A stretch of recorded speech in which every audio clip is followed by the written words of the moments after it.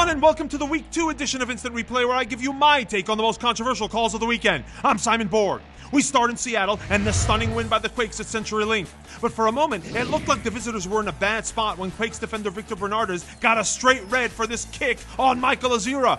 Bernardes will argue that he just whiffed on the ball and it was reckless at most. But to me, it looked like he knew he missed the ball and went in anyway. It's ultimately a judgment call by the ref, and I have to agree with Baldomero Toledo. Now, Azira probably deserved a red of his own for whacking innocent Emegara in the face 5 minutes later. Honestly, what's Azira's arm doing that high? There's no excuse for a hand to the head like that, but Azira gets by with just a yellow. The Sounders made it interesting in the end, pulling a goal back in the 84th minute, and there was a hint of an offside here, but assistant Frank Anderson nails it. Andy Rose is even with Sean Francis on the Obafemi Martins goal. Heading down to Portland, where it's just one play under the microscope, it's the 78th minute, and La Gata Fernandez goes down in the box with Robbie Rogers on his back.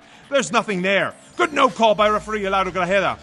Next to Chicago, where referee Fotis Bazakos had a handful of PK appeals to deal with in this one. After just 3 minutes, rookie Matt Polster brought down Kikuramane, and I agree with Bazakos. The foul starts just outside the box. Now, Polster got a yellow on that play, and he had a rough first outing. In fact, he probably should have been sent off. The Rook should count himself lucky he didn't get a second yellow for this foul on Pedro Morales. As usual, Quincy Amarikwa was in the middle of things for the Fire. In the 11th minute, he may have been deserving of a PK. The footage is not entirely clear, but we do get a hint that Stephen Beitashour may have tripped him up. Vancouver's Mauro Rosales was also tripped up a few times in this game, but he had to leave the match in the 42nd minute after suffering an injury on this challenge by Lavelle Palmer. The foul was called, but no card, and I'm with Bazakos on this one. That's a fair tackle. With the score tied 0-0, the Whitecaps wanted a PK for a handball by Eric Gehrig in the box, but Gehrig had no chance to react to this shot by Octavio Rivero. That was ball to hand. Play on. Speaking of Rivero, he scored the late game winner for the Whitecaps, but he also wanted a penalty in the 74th minute, except I don't see the contact. Looks like he plain whiffs to me. Then 7 minutes later, Rivero was again appealing for a PK, but he gets a yellow for simulation, and it's the right call for me. At Rio Tinto Stadium on Saturday, there was a late penalty awarded, and it was a controversial one since it proved the equalizer for RSL against visiting Philadelphia. It was Philly captain Maurice Edu called for a foul on Luke Mulholland, but that's a pretty harsh call for me. And after the game, even Mulholland himself said that he didn't think it was a penalty. But referee Alan Chapman called it, and Alvaro Saborio put it away for the 3-3 final. Just minutes later in stoppage time, Edu wanted a penalty of his own when his free kick looked like it may have been deflected by the arm of Olmes Garcia, who was in the wall. We only have one look, and while it may be suspicious, it's really hard to tell for sure. Chapman awards the corner. Garcia was involved in a risky play in the 4th minute when his trailing leg strikes goalkeeper Ace Mboli in the face, and some thought maybe a red was warranted. But I don't think there's any malice there. I think he simply breaks stride and has to jump over Mboli a little awkwardly. Chapman gives him an early yellow. To Yankee Stadium, where the big call was the red card to New England captain Jose Gonçalves for denial of an obvious goal-scoring opportunity. It's the 66th minute, and NYCFC rookie Kyrie Shelton is off to the races. Gonçalves gets an arm across the body and makes contact with Shelton's leg, but the rookie is already going down. A bit too easily for me, but referee Mark Geiger has to call it, and it's an automatic red. The other big DOGSO call of the weekend came in Columbus. This time it's Justin Morrow committing the foul on Crew SC's Ethan Finlay. And it does look like Morrow gets to the ball first, but he fouls Finlay to do it.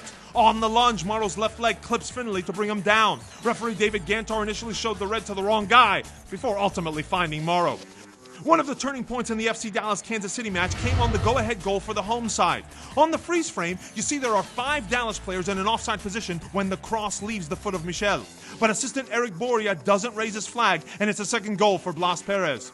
But just moments before, it looked like Kansas City should have probably had a penalty for at least one of 2 fouls in the box. First, there's a push by Matt Hedges on Dom Dwyer. Then Graham Zusi is fouled by Moises Hernandez, in my opinion. No whistle, and the ball was ultimately cleared. No call from referee Jair Marufo. Ultimately, Sporting Kansas City do get their penalty in the 79th minute, but I'm not sure Hedges does anything to warrant the PK here. Looks to me like Bernardo Añor goes up, perhaps looking for the scissor kick that doesn't come off. The expression on the face of FC Dallas coach Oscar Pareja is epic, as Marufo points to the spot, but Dom Dwyer can't take advantage. Could the visitors have had another PK? It's the 87th minute, and Chris Seitz comes out and absolutely levels Dwyer with a knee to the back as he comes out to punch this ball. Yeah, he gets to it, but he goes through the player. Dwyer doesn't protest, but that's a foul and a penalty to me. There were a couple of other plays in this one that, in my opinion, deserved a harsher sanction from the ref. There's this 35th minute Atiba Harris yellow, which I think could easily be red. Just look how he goes in, studs up. and then go back to a few minutes after the opening whistle when we saw this nasty aerial challenge by Mauro Diaz on Paulo Nagamura. Not even a foul was called on that one, but from this angle you see that Diaz led with his elbow and it looks like he cocks it just as he's going in for the header. I wouldn't have had an issue with a straight red in that spot. One last incident to look at from Frisco, and it comes just as the clock hits 90. Kyle Becker and Kevin Ellis get into a tussle, and it's a yellow for both, which I think is fair by Marufo. And we end in Houston, where Orlando City got their first ever MLS win on a bizarre goal that came late in the match. One of the best players for the Lions was Darwin Seren, but he got off easy in my opinion after going in with his stud showing on Kofi Sargodi. Not even a foul was called by referee Kurs Penso. But the favor was returned in the 39th minute by Ricardo Clark, who was also showing some mettle when he went in for this ball. A foul was called for that one. The Dynamo were shouting for a handball in the box on this shot by Leonel Miranda in the 26th minute, but we only have one angle on the play and it's impossible to see if Seb Hines commits an infraction. But can we all agree that these high hands to the face are annoying? This is Houston's David Horst catching Pedro Ribeiro in the head, and it's similar to Roger Espinoza with a high hand on Dallas's Blas Perez in the Dallas KC game. In my opinion, they're intentional, and yet neither of them was punished by the referee. And lastly, we end on a play involving Orlando star Kaká. He makes this sensational run and is once again denied by goalkeeper Tyler Derrick. But as he rolls out of bounds, is that a kick out on Kofi Sargodi? That's all we have for this week. For our editor Abner Sevis, I'm Simon Borg. See you next time!